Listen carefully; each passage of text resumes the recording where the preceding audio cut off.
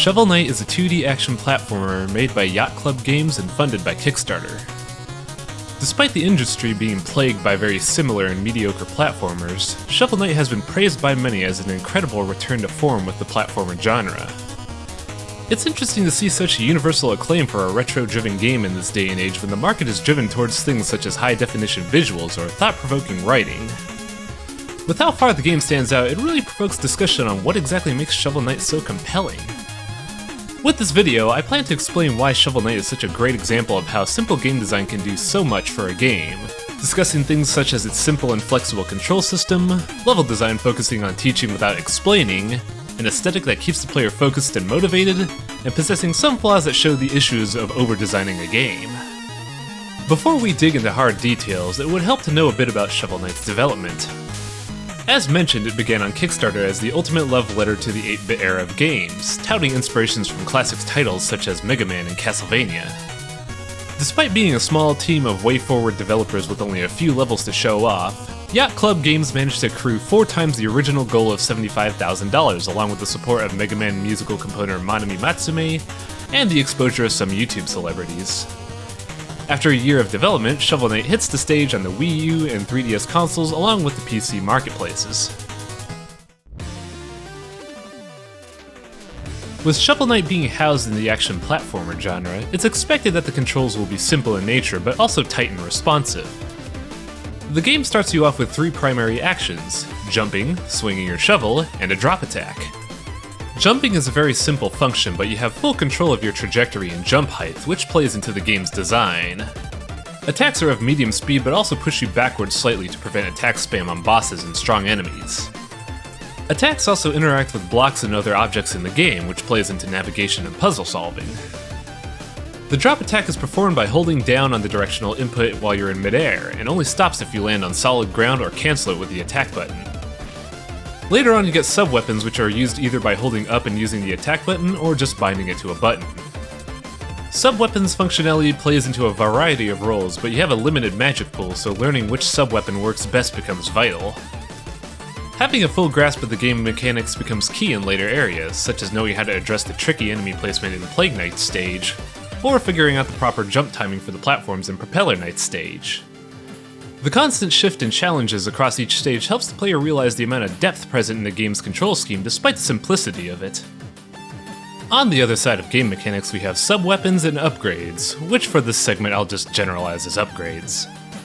Shovel Knight handles upgrades in an interesting manner because while many of them have great uses, none of them ever feel mandatory. Some upgrades are very good luxuries that the player could do without, but offer such a good advantage that the players are willing to go through the trouble to grab them. The Propeller Dagger moves you horizontally without falling, which helps with platforming troubles. The Duster Knuckle can speed up digging times and pierce almost all enemy defenses. And the Charge Shot is a split-second charge that doubles up your shovel damage and swing range. Some upgrades are so overpowered that they break the game outright. The Gyro Armor gives you a free charge attack without the drawback of slow movement. The Phase Locket gives you 3 full seconds of invincibility. And the Fishing Rod allows you to get healing items from any death pit with no penalty. Finally, there are some items that are so niche that they rarely see use. The Alchemy Coin and Warhorn are so specialized in use that they only shine in the room you get them in. And the Magic Armor provides 50 extra magic ammo at the cost of taking double damage. While all the upgrades I listed vary in mileage, in the grand scheme of things they are entirely unnecessary for beating the game. Because of this, every upgrade you get is helpful in some way and never really bogs down the game experience. Players can attempt certain platform segments the way the level was intended to, or they could use the Propeller Dagger to avoid everything akin to the Rush Jet in Mega Man. Even the coin and horn that I dismissed early on can see some uses in stages if the player is clever enough to use them. The upgrade system provides a great slider of optional mechanics that the player can experience without ever necessitating them, which is great for replay value since it opens up challenge runs as well.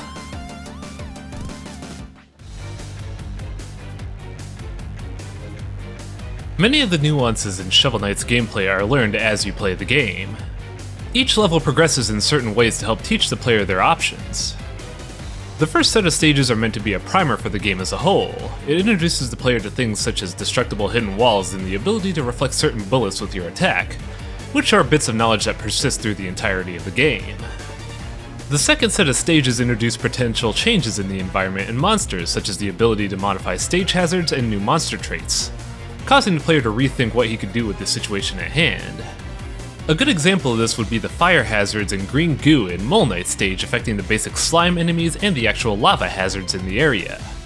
Or Treasure Knight stage where an enemy leaves behind a shell that is really good at destroying anything the player bats it into. The last wave of stages then pits you in harrowing circumstances that demand full knowledge of Shovel Knight's mechanics to advance the level, testing the player through his ingenuity and physical reflexes in order to pass certain challenges. This can be seen in areas such as Propeller Knights and Polar Knight stages where hazards and enemies starts piling up to make some difficult rooms. The level progression overall does a great job at both teaching the player what he can do and testing his ability to apply his knowledge throughout the game. Every level is based around teaching a concept and then testing the player on it, which in the long run helps give a sense of progression and satisfaction as the player learns these new mechanics. Gameplay can only really shine, however, if the levels are well designed, and in Shovel Knight the levels are designed extremely well.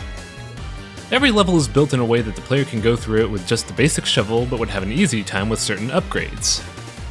A good example is Treasure Knight stage, where many enemies past the halfway point are in high spots and positioned perfectly for the throwing anchor, but can still be dealt with through patience and good shovel timing.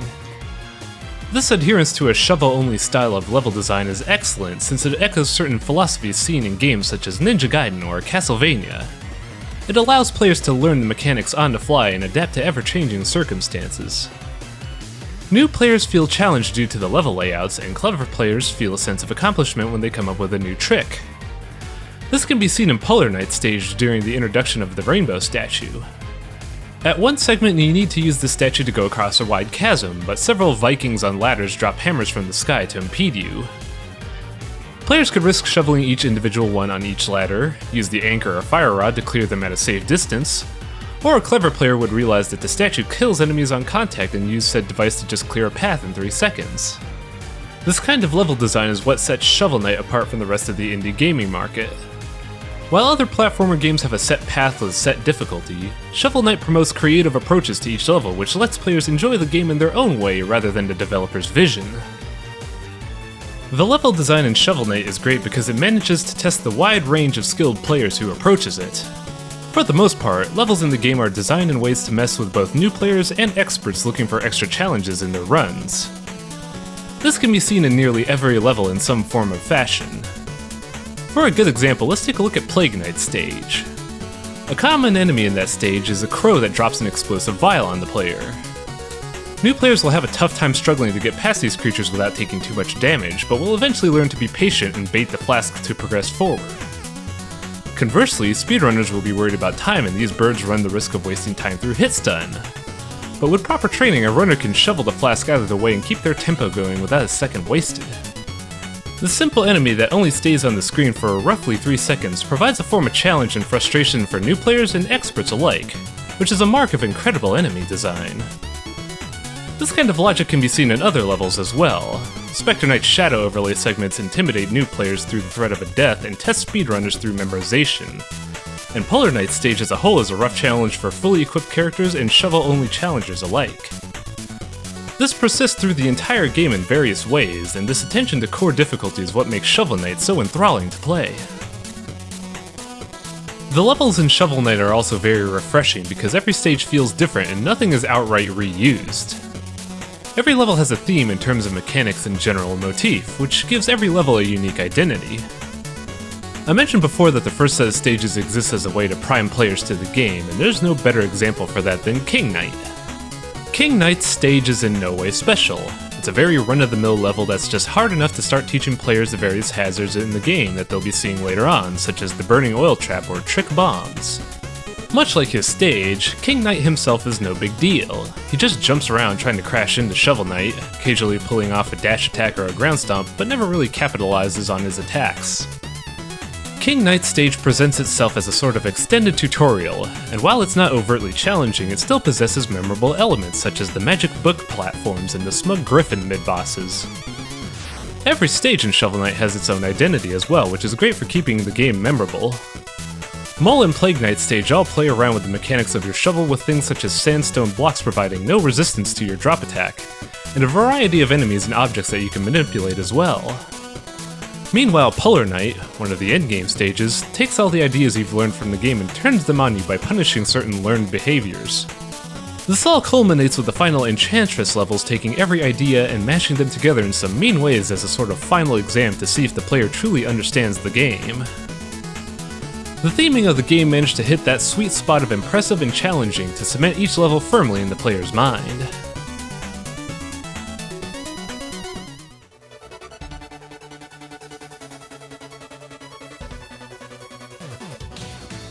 One interesting thing to note about Shovel Knight is the game's overall aesthetic. Many of the game's design choices exist to complement the gameplay at hand, which is an interesting thing to see. One big design choice seen in this game is the final level. In several stages you can see the final level looming in the background. This is an incredible design choice since it gives the player a constant reminder of the goal they're striving to achieve. Another small detail to note is that as you progress through the game, the castle gets bigger in the background as well, which gives players that little extra sense of progression. Another interesting design choice is the use of a widescreen ratio. Shovel Knight is presented in a 16:9 ratio despite its stated retro game love letter ideal, but this isn't necessarily a bad thing. The widescreen aspect of the game opens up level design in a very subtle and interesting way, mainly in allowing players to see more of the stage and conversely add more to the stage to deal with.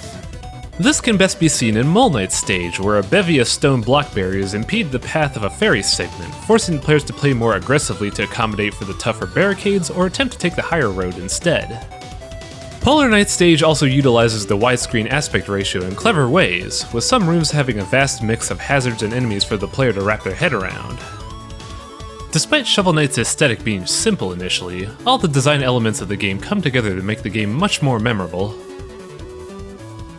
On another note, the writing in this game is simple but works with the game mechanics really well for a more memorable presentation of the story. The writing usually appears during boss segments, and each small cutscene does a good job of setting the theme for the fight. The Boz and Treasure Knight's dialogues are all written to present themselves as a loathsome enemy, which leads to a sense of satisfaction when you finally beat them down. Conversely, bosses like the Black Knight and Phantom Striker both have lines that show themselves as rivals that are equal to you in strength, which makes their fights feel so much more exciting and memorable. Finally, the dream sequences are an excellent way of conveying a story without saying a single word. After each set of bosses, you're dumped into a dream sequence where you see Shovel Knight's old companion plummeting from the sky, and the only prompt on screen is "Catcher." Oddly enough, you have absolutely no reason to catch her since there's no tangible reward for doing so. However, the presentation of events in the dream, the enemies dogpiling on Shovel Knight to foil him, and that ominous prompt all compel the player to save Shield Knight despite having no reason to do so whatsoever. It's a great storytelling mechanic as well since it only uses 2 words to convey such strong feelings such as utter despair and the desire for redemption, instead relying on game mechanics to tell the story for them. It's really impressive how Shovel Knight manages to keep certain story elements memorable despite not writing much at all, showing just how well proper gameplay mechanics can convey what writing and voice acting cannot. The big draw for Shovel Knight, however, is the nostalgia factor of the game. Yacht Club touted this game as a love letter to the 8-bit era of gaming and listed several influences that led to the development of Shovel Knight. This can be seen in many ways in the game. The HUD is a callback to the layout of Castlevania and Ninja Gaiden's type of information presentation. Level designs carry out many tenets from Mega Man's school of action platforming, and Shovel Knight even has the pogo drop attack from the classic DuckTales game. Despite all this, Shovel Knight takes all the ideas from the 8-bit era of games and does their own things to establish their own unique style of game.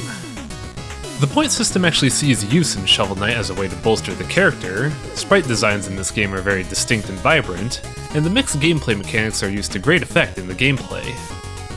The main focus about the nostalgia draw, however, is how Shovel Knight puts in efforts to simulate the classic game look but doesn't restrict itself completely to it. The developers wanted to keep the overall color palette of the game within the NES's color range, but they were also willing to make some slight changes for the sake of a more appealing presentation. This can be seen in certain areas such as the purple steel shading in Treasure Knight's stage, or the deep red hues in Mole Knight's stage, where those colors were just barely outside of the NES's color range, but the developers used them anyway for a better overall product. The use of a widescreen aspect ratio is also way outside the usual ratio of NES displays, but as mentioned before, Shovel Knight does a good job of making full use of the widescreen ratio rather than just having the game be widescreen for widescreen's sake. Funnily enough, the music is the only thing that stayed true to the NES system limitations, with Jake Kaufman using a music program that perfectly simulates the sound trip used in many late-generation NES games. Yacht Club's willingness to go beyond the limitations of the 8-bit console generations, yet still try to abide by them, is a refreshing thing to see in this age of game development. It's one thing to pay homage to a generation of games, but the willingness to add that little bit of extra polish is what makes Shovel Knight stand out as a fantastic game.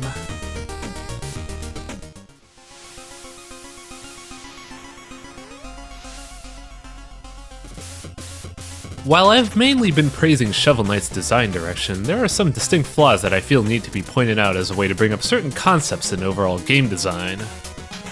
One quirk I've had with Shovel Knight is that the focus on core mechanics and the simplicity of the gameplay led to a lot of squandered opportunities in the overall product.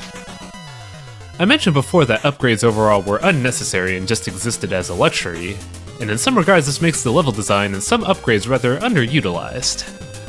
The most criminal examples I saw of this were the coin and horn, being so niche that you only use them in the room you get them in and then promptly forget about them. Another poorly handled upgrade was the magic armor, which would have been great to get at the beginning of the game to offer an alternate game mode, but you get it so late in the game that players are more at practice with core game mechanics rather than magic spam, which leads to the appeal being somewhat lost.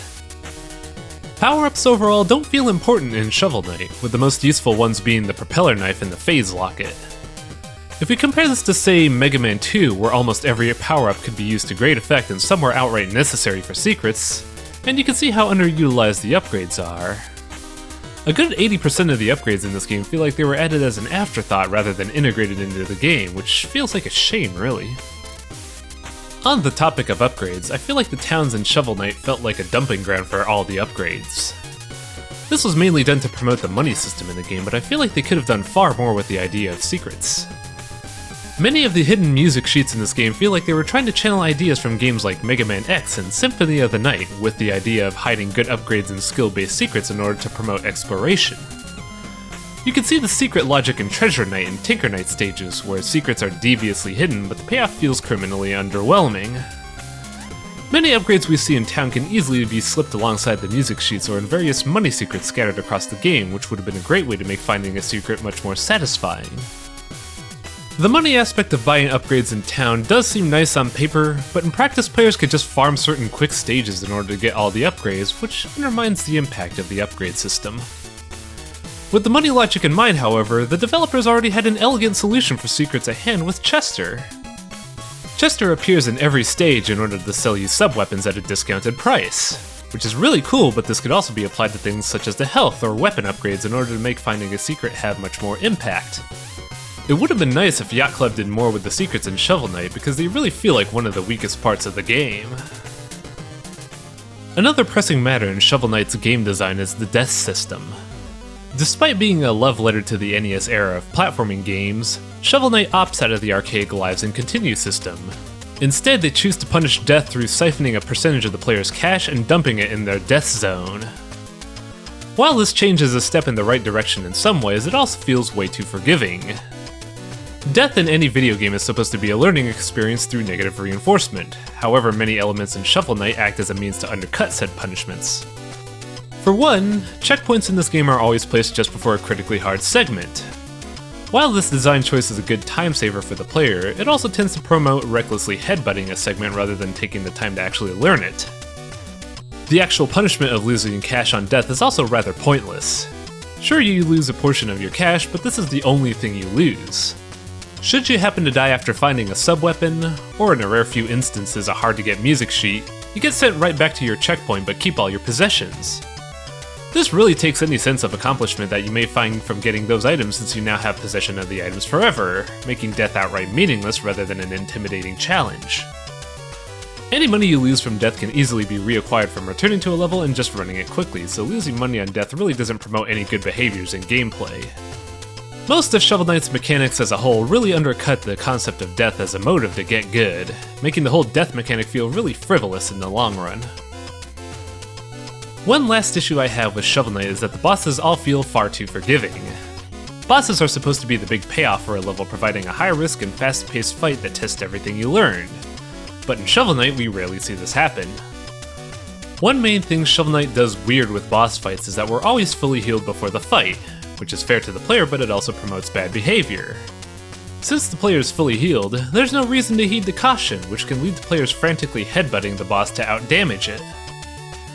The heal doesn't matter much either, because bosses all only do half a pip of damage, which essentially makes them tougher minions rather than the threat they're built up to be. These two issues come together in a bad way, since you never really feel challenged when the game sets the fight so heavily in your favor. You never feel stressed in boss fights, unlike classic games such as Mega Man, where one mistake could snowball into a game over. Another strike against Shovel Knight's boss design philosophy is that every boss has a second phase. However, this doesn't pop up until they're at roughly 25% HP, and it also puts them in a really bad position. This is easily noticeable early in the game with King Knight, Treasure Knight, and Plague Knight, since they all have attacks that keep them in a spot for an extended time and pose no immediate threat to you. Some bosses are also so bland that the only reason they're a threat is because they make death pits in the middle of the fight, with Polar Knight and Propeller Knight being the lead examples of this. It's a shame that with all these nuances in the gameplay, the boss fights that should be challenging to the player wind up being so subpar.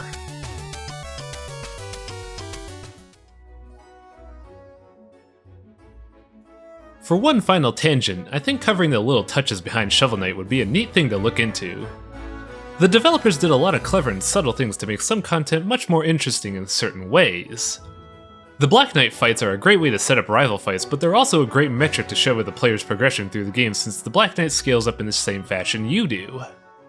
The Kickstarter content has actual substance as well, which is shocking because the Baz was a Kickstarter reward and he's probably one of the hardest boss fights in the game for new players. Also, small things like the NPCs moving through town and the activities in each town really make them feel alive in a place of repose, allowing players to rest their head and have fun in other silly ways in the game. Finally, the ability to break checkpoints is a great concession to give to the hardcore audience. It lets players have their basic run, or offers them a chance at a hardcore run whenever they want, with no fluff. These are just a few of the little things Yacht Club didn't have to put into the game at all, but they put just as much attention to these small details alongside the game as a whole, and it really shows as a sign of quality in the end product. Shovel Knight really is a fascinating game to look at in this day and age. Many developers try to aim for more extravagant or lofty ideals, but Shovel Knight decides to stay down to earth and dig into the basic aspects of what makes a game fun. It shows just how timeless certain aspects of game design can be, and how we can't just copy what is currently popular in the current market. I can certainly see Shovel Knight being a game that would have gotten several awards way back in the day. If you haven't played Shovel Knight yet, I would highly recommend doing so if you are remotely interested in game design. It's entertainment in spades and certainly a gem of the game. I can guarantee that you'll dig this experience. Shovel Pod.